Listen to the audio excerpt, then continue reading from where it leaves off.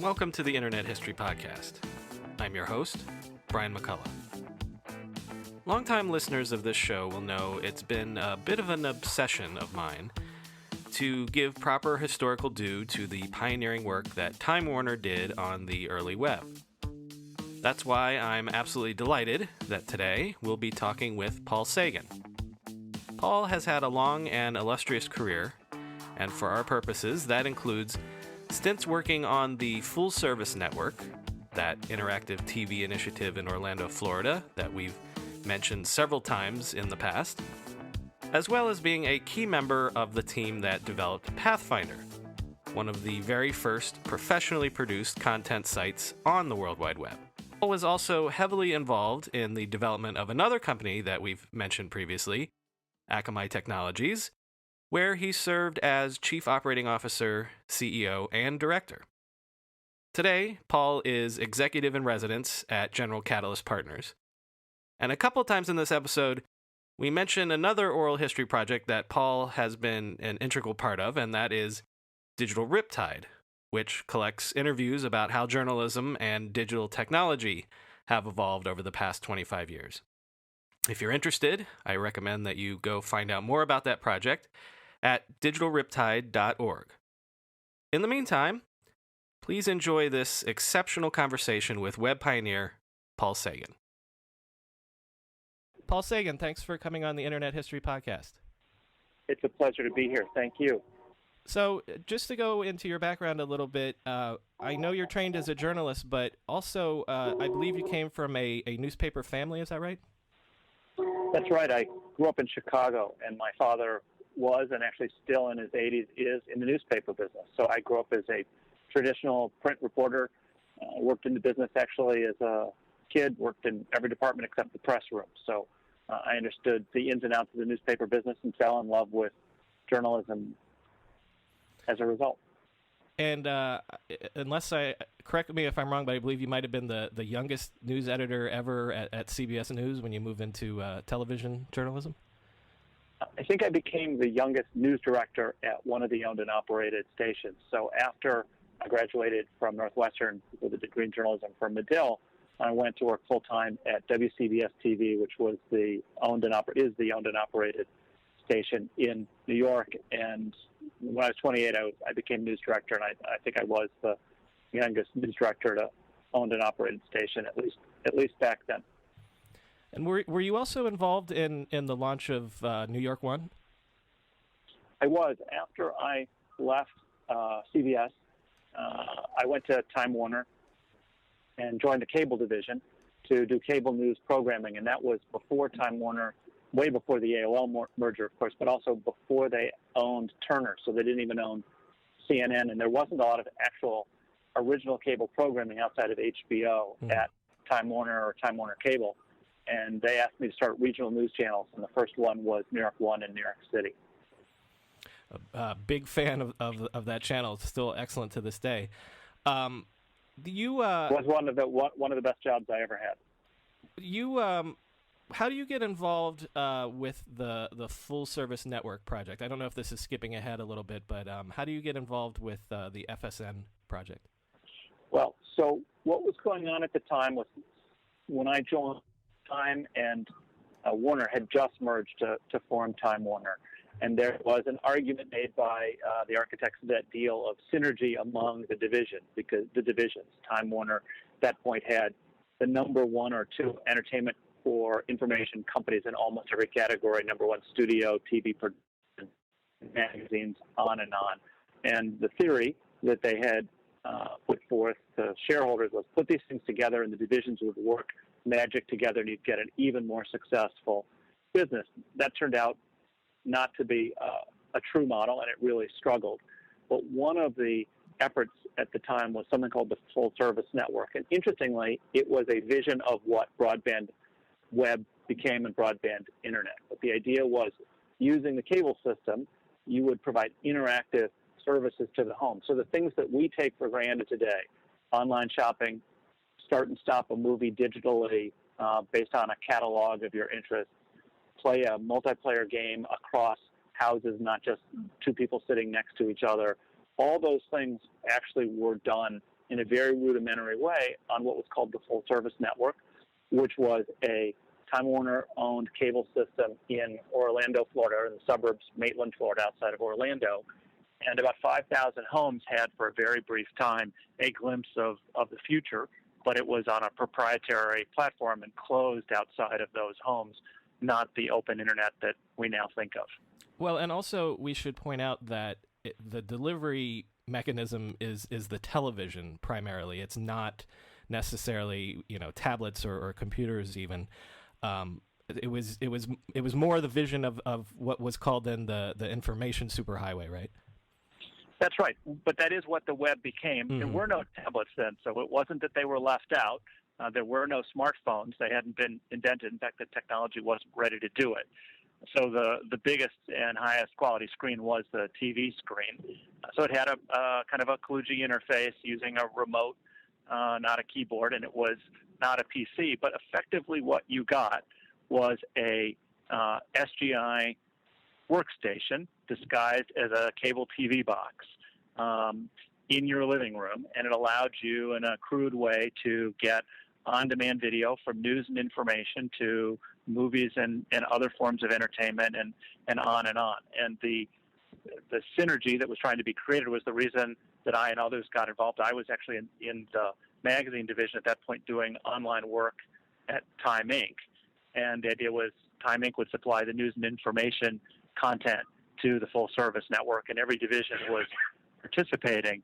The sort of interesting footnote is while the project itself there was a miserable failure and cost hundreds of millions of dollars, it was a glimpse of the future, and two of the most important next steps came out of it.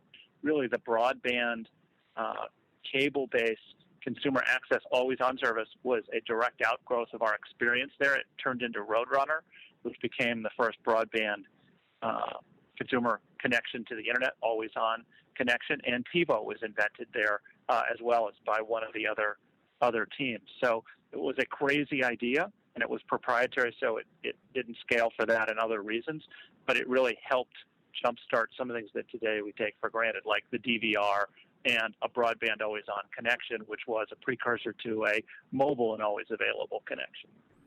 And your role specifically was, as you said, you're managing a news component. I believe it's called the News Exchange, which was going to be essentially news programming for this network. Is that right? Well, I was part of the team doing interactive programming and content at Time Inc., and we had a series of interrelated projects. We tried to share technology, share engineers, and actually learn from one and move it to the next idea. So we were taking content from Time Inc. and licensing it to the proprietary dial-up services, so think AOL, Prodigy, CompuServe, pre-web.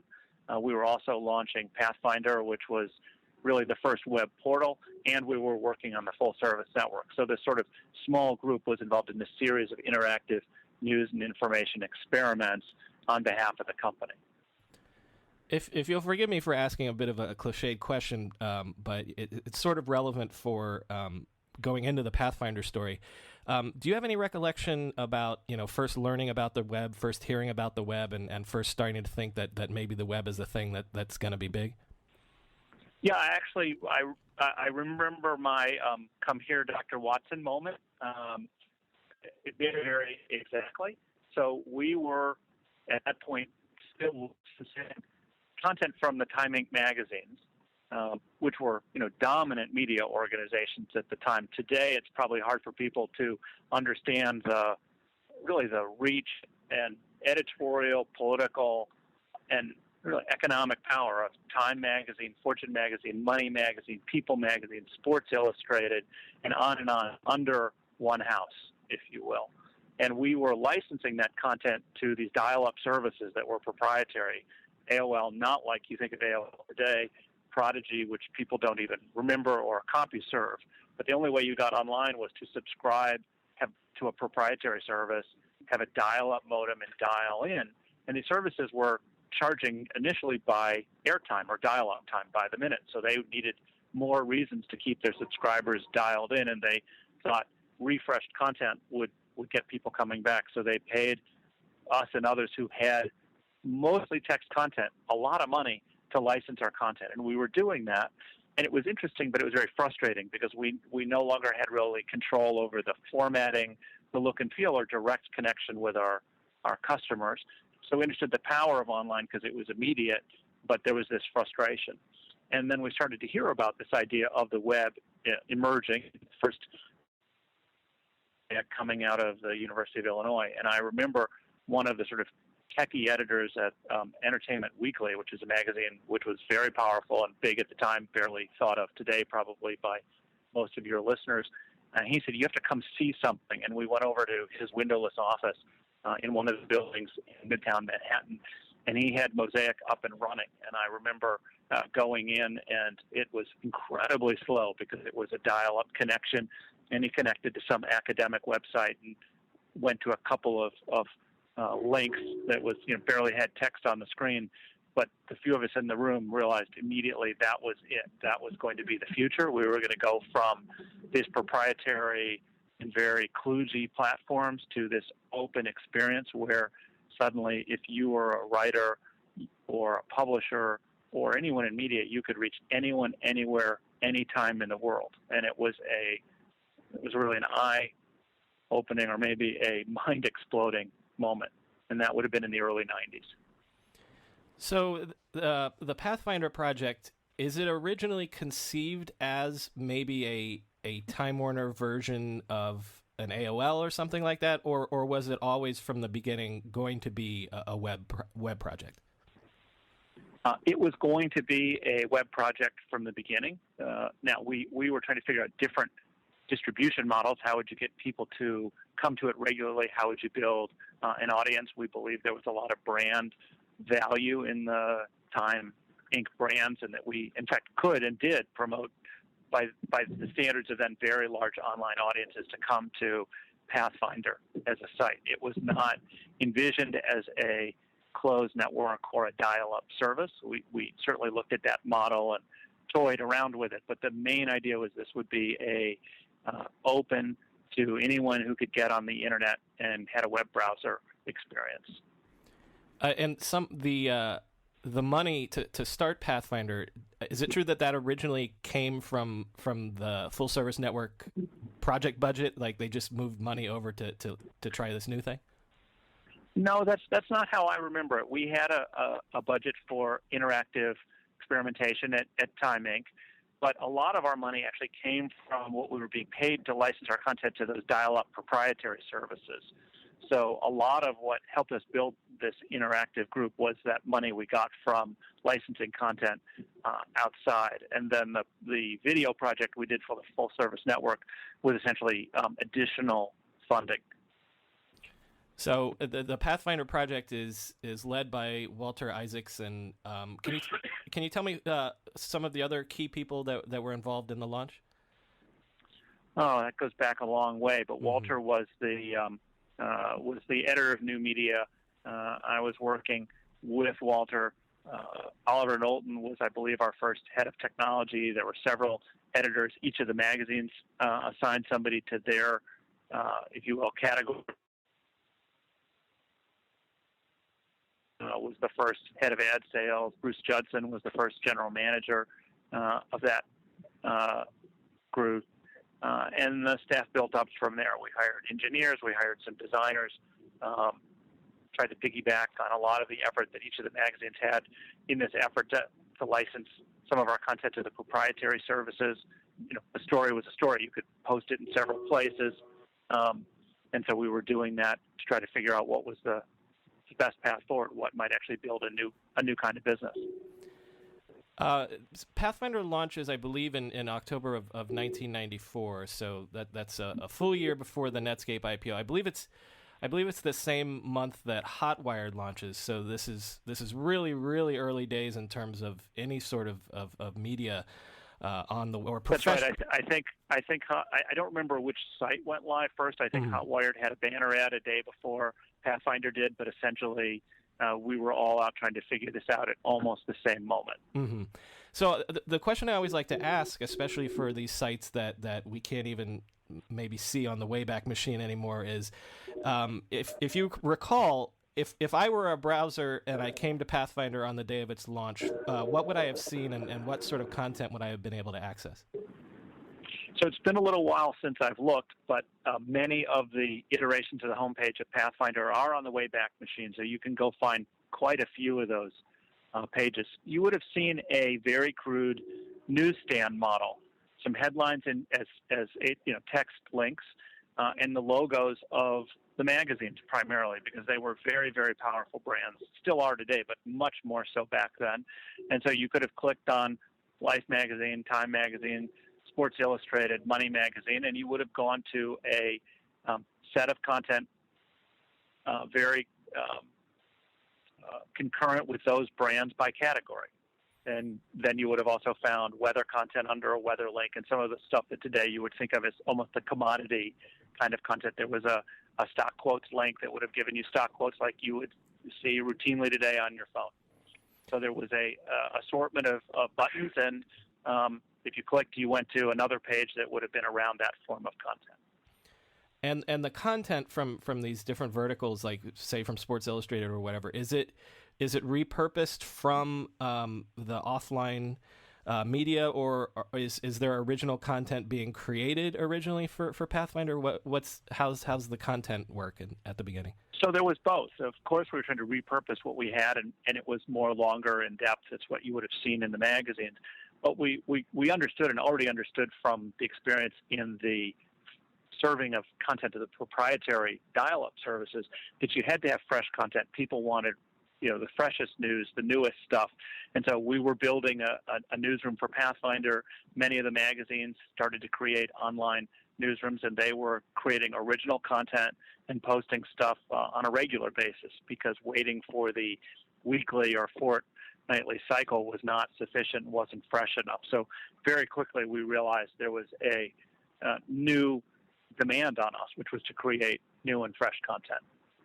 I think I read an anecdote somewhere that, like, for example, you realize early on that there's no one in there on the weekends to update sports scores, and so that has to change. Like I talked about this with Martin.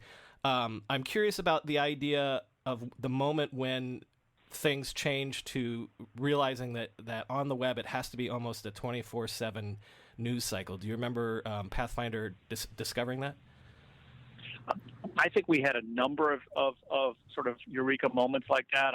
It's so long ago, I don't remember which story we realized we had completely missed because people had gone home. But it didn't take long to realize that suddenly you needed to staff this not 5 days a week, but 7 days a week, and then 24 hours a day, because the audience could always be there. And as the audience and the potential grew, and the hunger for, if you will, page views to put up more ads, you realized you needed to be regular and reliable and be able to handle bigger and bigger audiences. So that was clearly a challenge for an organization that was used to publishing weekly or less frequently, and had very long closing cycles of Friday night or Saturday night. Suddenly you had to have a publishing model that said we could update almost instantly. Some of the pages that you can find from Pathfinder that have been archived involve one of the biggest stories that I believe was a huge traffic driver for you guys, which was the O.J. Simpson trial. I believe you guys created a pretty comprehensive site around that trial and got a lot of traffic for that. Do you remember anything about that? That's right. That was actually one of the I think first and biggest efforts we had to create new content that wasn't specifically from one of the magazines. And it was because we realized that an ongoing story, people would come back and that the web was very interesting because you could provide the latest updates, but then people might want to delve into history. They might want to go to sidebars. And so content continued to have value. In fact, as you increased the amount you had and kept it fresh, it became more and more valuable. There was this virtuous circle. So we did have an OJ trial site, and obviously it was of interest for many, many months because that went on for a very long time. And it was extremely popular, and we were able to draw content from different magazines.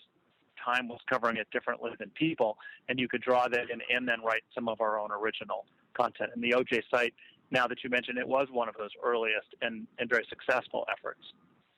What about things like community commenters, things like that? Were there things like comments? Could I create an identity on the Pathfinder site and leave my 2 cents here and there on things like the OJ story?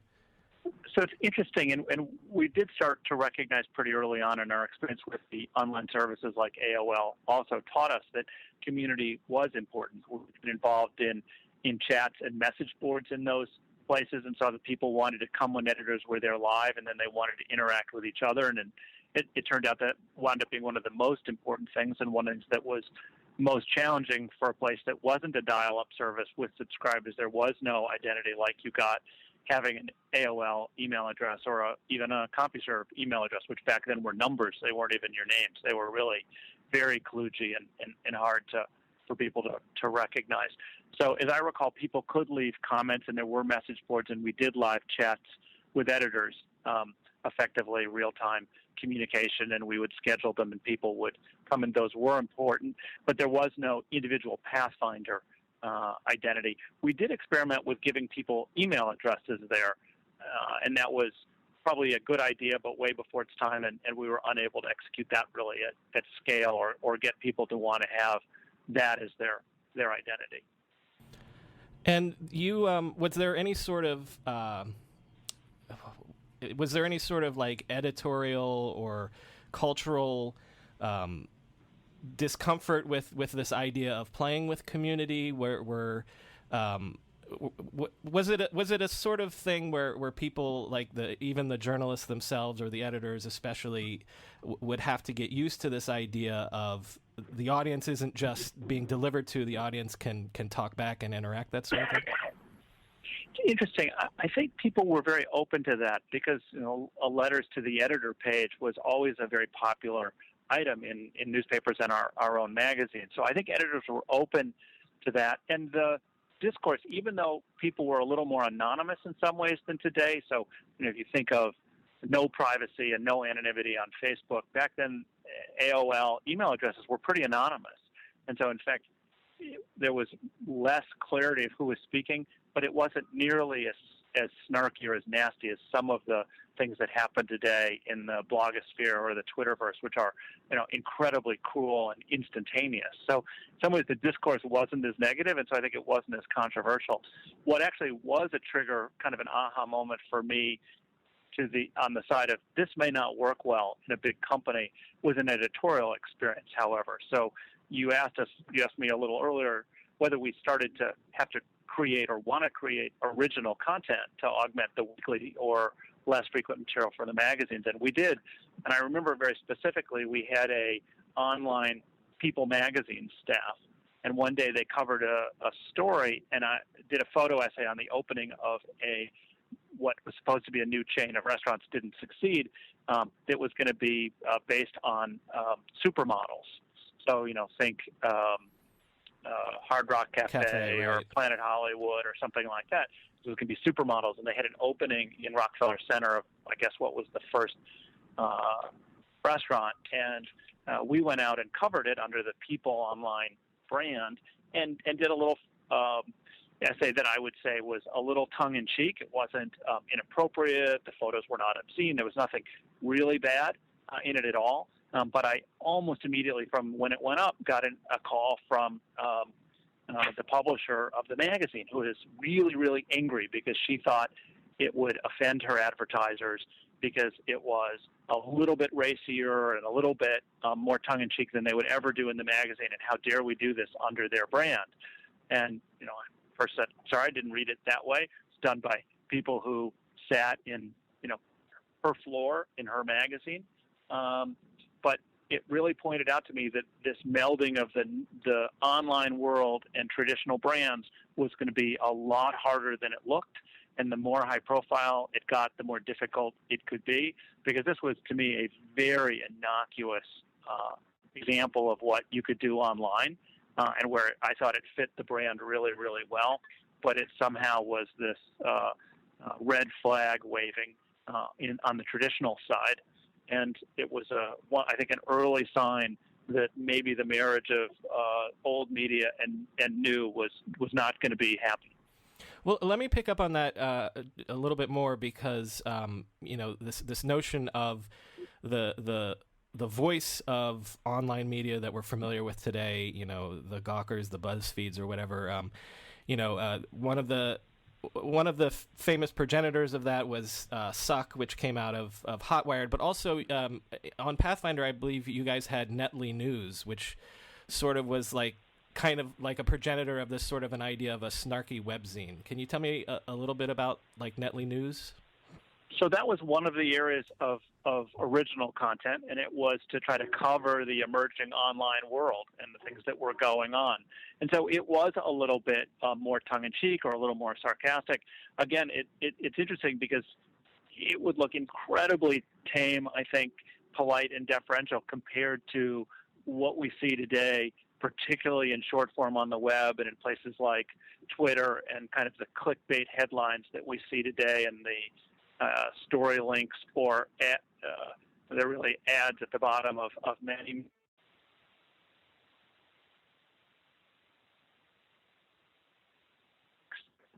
And this was an area of original content covering the online world, on the web world at the time. And it was started by some editors inside Time Inc. and made some really pretty good readership outside of our traditional audience, and was reaching this new online world on the West Coast and in Boston and places like that. Let me ask a couple of business model questions, if I could. I believe you guys experimented with some sorts of subscription models. I think there was a Pathfinder Personal Edition, but they never really caught on. Can you tell me a little bit about experimenting with trying a subscription model? Yeah, you could call it sort of the trains that missed each other in the night, or some missed opportunities. So Pathfinder came from this publishing heritage of two revenue streams from magazines, very similar to newspapers or even cable, which was subscriber revenues and advertising revenues. And the goal was always to try to generate both, but for a variety of reasons, including some that we covered on the Digital Riptide project at the Kennedy School, which I know you referred to as well, was that getting people to pay for content was very hard. It's very difficult still to this day. So everything was available for free, but we did believe there was an opportunity to do things like personalization and targeted content. We had personal Pathfinder Personal Edition, which very much was what actually My Yahoo wound up looking like. Of course, My Yahoo wound up being another free site and competitive.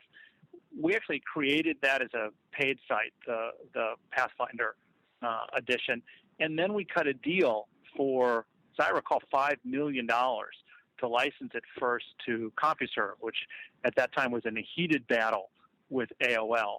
And we thought it was a great deal because it was money to help us create it and launch it.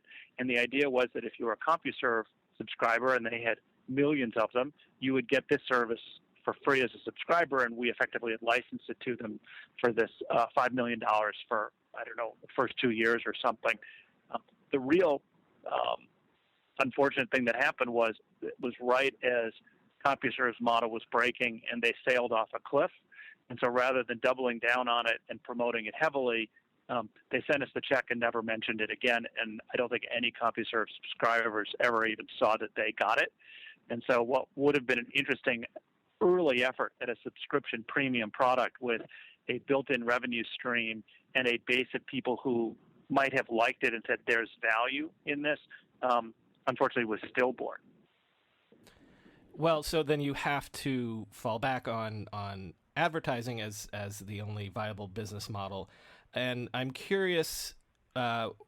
This you launched in 1994, so this is absolutely the very beginning of even attempting advertising on the web. Was that a struggle either to land advertising partners, or was it a struggle to not have the users revolt around ads?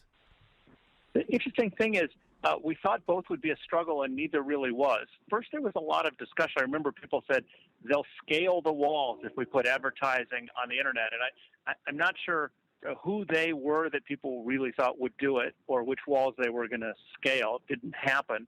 Banner ads went up, and there really wasn't much hue and cry about it. And then people came to accept it and now dread it, I guess, many years later.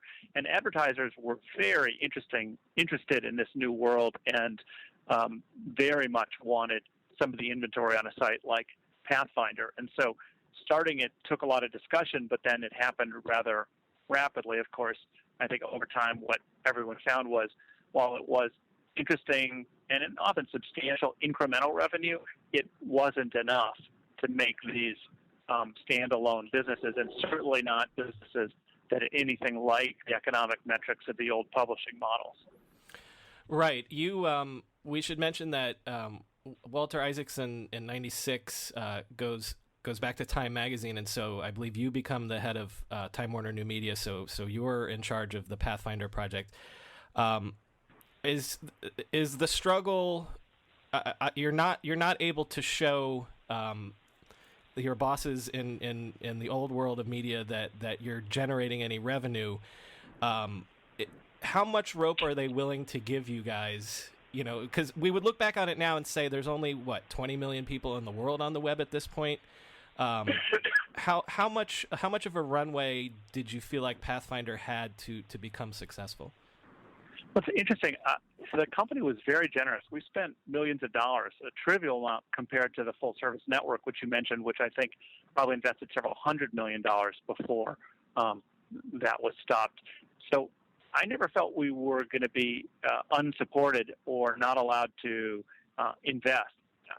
And you mentioned that Walter went back to Time in '96, and then I was running the group before we were partnered, and then he left. I ran the group for about another year and a half, I guess, before I left. In many ways, what actually happened was the reverse. It wasn't a lack of interest and a diminution of the resources. It was that the web was looking more and more interesting, so interesting that rather than allow efforts like Pathfinder to run and become whatever the web needed them to be, the traditional businesses in the entire company, not just Time Inc., wanted to control them more and more, and the challenge is they wanted to control them kind of in service to the old models, and it made it harder and harder to move as nimbly as the upstart, the web companies. You know, back then you can think of all of the portals or search engines, so Yahoo, Lycos, InfoSeek, Go, all of those, ultimately Google, were going, and they started to just innovate more and more rapidly because they didn't have the kind of bureaucratic discussions. Then, of course, with the web bubble and being able to go public like the Netscape IPO, they were significantly better funded. But in terms of a willingness to invest, you could say Time Warner actually made the biggest bet because they sold half the company to AOL ultimately in the world's worst merger decision in corporate American history. Well, you and that was very much in pursuit of this ideal. Exactly. But you touched on two things there that I want to come back to real quickly. First of all, when it becomes clear that the web is going to be big, is there some tension between the old model and the new model on the level of, well, Sports Illustrated wants its own website, People wants its own website, and they don't want to fold it under some other brand like Pathfinder or whatever. So is there a sense of tension between the existing brands and the existing content players within Time Warner? That's a completely fair question, and there was some of that. That was the portal brand versus the individual brand questions. I think in many ways it's exaggerated because we did actually have the best of both worlds. You could come to Pathfinder.com to effectively the newsstand or the homepage, or you could go directly to Time.com or moneymagazine.com or people.com and go to their homepage. And what we required was that they had some common navigation in a Pathfinder navigation bar that would take you to the other brands that would allow you to search all of the brands. So there was tension in terms of control, but it was much more about control of the future of the business opportunity, which I think was the more important debate going on, and rather where did the audience get promoted into? Because there were some people who liked to come to the portal site, some who had a specific affinity for one topic or another, and entering either way was completely okay. The real battle was over whether the brands would control these businesses really in service of their current models, or the company was going to create a wholly new media experience and business model. And the second point, I'm curious, maybe now with the benefit of 20 years of hindsight, could Pathfinder have had a greater chance of success had it been a pure startup, had it been, a VC-funded, independent company that could have accessed the capital markets and things like that, as opposed to being within the umbrella of a conglomerate? That's one of those hypotheticals, and I could argue it round or flat. No one will ever know. Mm-hmm. There were many standalone technology companies. In fact, the majority of them didn't make it, whether because they fell out below them. So just saying if you were standalone, of course you would make it. There's no way to know the answer to that question. It's interesting to ponder it, but there's no way to actually answer it definitively, I think. And there were other things that we didn't understand that, frankly, many of the standalone web portals didn't understand. So we didn't fully appreciate at all the value of search, because you have to remember, we were editorial people and journalists. We believed that editors were so crucial. So in many ways, we were more similar to Yahoo, which had guides who were really cataloging the web for you. And search on Yahoo in the early days was about searching what their guides had earmarked and tagged.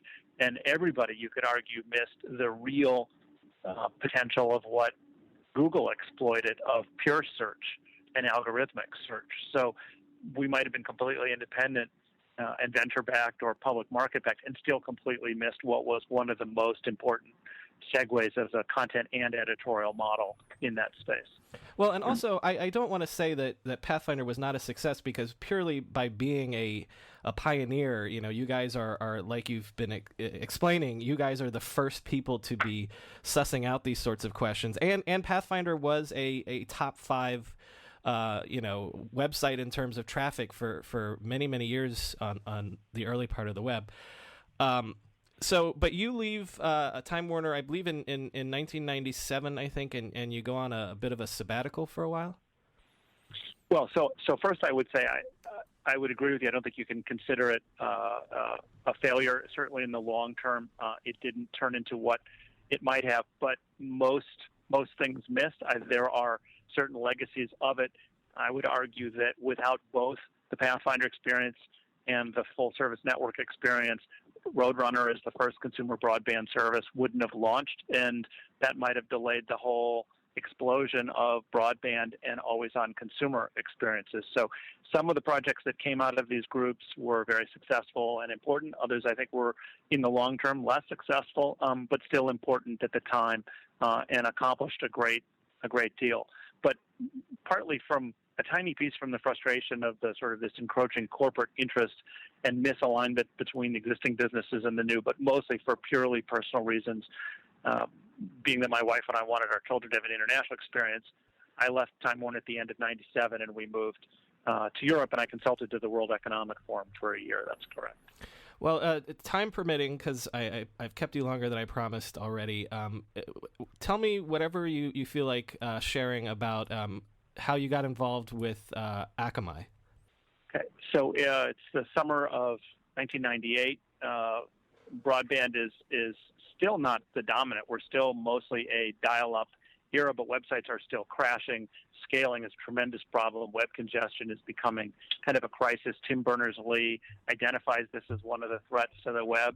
And 2 theoretical mathematicians, a professor, Tom Layton and Danny Lewin, his student at MIT, have a mathematical answer. They're about to get venture funding. I meet them and told them I'd like to help them launch their business, and I'd consult for 6 months. That was the fall of 1998, and I stayed there as president and then CEO for about 15 years, and today I'm still a director of the company. If you'll indulge me, I'd like to leave with two sort of blue sky questions. One's a little simpler than the other. But I'm curious, the first one would be, why was it that Time Warner, almost alone among the media conglomerates at the time, was willing and eager to explore new technologies like the web? Well, I think I'd have to give credit to two people. One was Walter Isaacson, with whom I was fortunate to be partnered on some of these earliest projects and then worked very closely with at New Media, at Time Inc., and he was very open to the changes that were happening and pushed very hard to form our group and experiment. And the other was Jerry Levin, who is the CEO of Time Warner, and got a tremendous amount of criticism for the AOL merger, criticism that is, I think, largely justified and unfortunate, but justified. However, he had been one of the people who was very involved in the evolution and growth and success of HBO. And many people would say he was the person who realized that you could take a cable access channel in Manhattan, put it on a satellite, and create really a new medium, and that was HBO. And so he was continuing to search for the next technological breakthrough that would transform one media generation into the remarkable next. And so he was fascinated by online. He supported our efforts and, in many ways was visionary behind the full-service network, which we discussed earlier, that led to the creation of broadband internet and frankly has transformed the cable business today to being as much or more about internet access than it is about traditional television programming and distribution. And Jerry at the corporate level pushed very, very hard for us to experiment in this way that was very different than the other media company executives. And Walter was very passionate about experimenting with new ways to reach our audiences with the journalism of Time Inc. And I think that was a really remarkable combination of support. And then there were other people who supported us in the senior ranks on the executive team and were willing to take a lot of chances, and many of them paid off. So the second one and the last one, this is something that sort of is addressed a lot in your Digital Riptide series, but not why 20 years on is journalism and professional media still struggling to be self-sustaining and to be profitable on the web. But my question would rather be, if I asked you 20 years ago, by 2016, we're still struggling to figure out how to make this work, how to make the dollars and cents work for professional media, would you have believed me, or did you think maybe we would have had this solved by now? I wouldn't have believed you.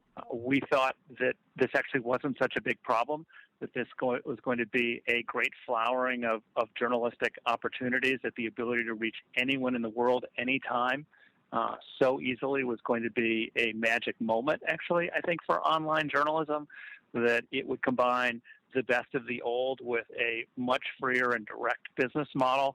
And I don't think we could have, and we certainly did not envision how much we were going to unleash challenges as opposed to opportunities. And certainly there have been opportunities, and you can argue that in many ways there is more and better journalism, but it's inarguable that there is also this enormous challenge to much of what we valued before and wonder whether it can continue. And it's really because the internet goes across industries like this hot knife through butter, leveling inefficiency.